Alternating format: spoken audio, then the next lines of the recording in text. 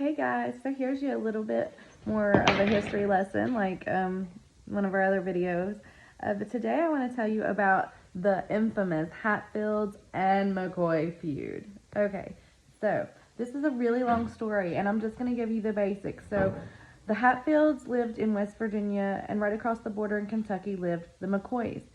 Most of both families actually fought with the Confederacy. As we know, West Virginia is a very divided state. That's because that's why it became a state. But there were a few still in the Mingo County area that and south that still fought for the Confederacy. It's a little weird, but anyway. So what I was saying was all but one of the McCoys fought for the Confederacy. His name was Ansa or Asa.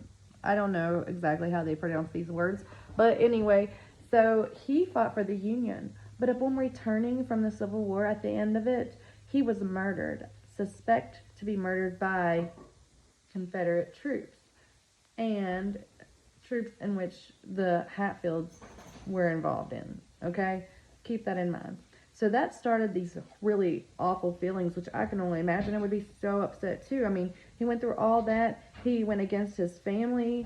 He was the only one who fought for the Union, and he comes home and he gets murdered by this family across the way.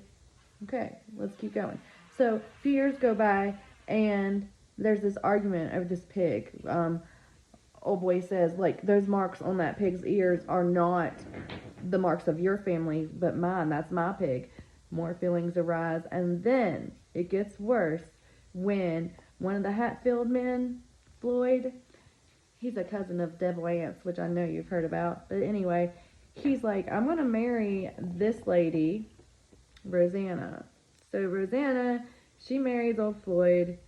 He deserts her while she's pregnant, and then goes and marries Nancy Hatfield. So, they're taking their women. There's the whole argument about the pigs. They think that's owed to them because they took their brother. Like, it's a whole bunch of drama.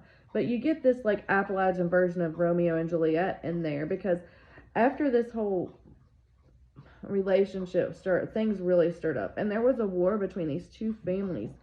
This war, the Hatfields and McCoys, is so famous that there's a whole road called the Hatfield and McCoy Trail. There is McCoy Trail. I'm sorry, I get my words mixed up sometimes. And then on top of that, there's a whole like dinner plate called the Hatfields and McCoys, which I've seen, and it's kind of funny. Check it out if you're ever down in Pigeon Forge, Sevierville area. I love it there. I'm going there here real soon.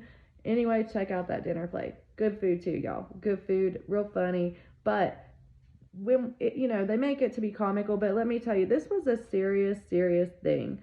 Can you imagine your family fighting with each other, and two of them's married off into the family that's hated, and all because the one person fought for, I'm sorry, I'm gonna say my opinion is the right side. The one guy that fought for the right side, the Union side of this war, didn't even get to make a home. Upon coming home, he was killed.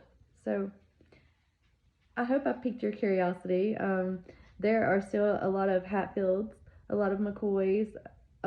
People can trace a lot of their family in this area back to one of those two families, which is really cool, and I'm kind of getting really into that as I get older. But anyway, I really hope I've piqued your interest. I hope you read more about it. Let me know what you think of the Hatfields and McCoys, because I know I got my feelings, but I'd like to hear what yours are. Hope to talk to you soon. Bye.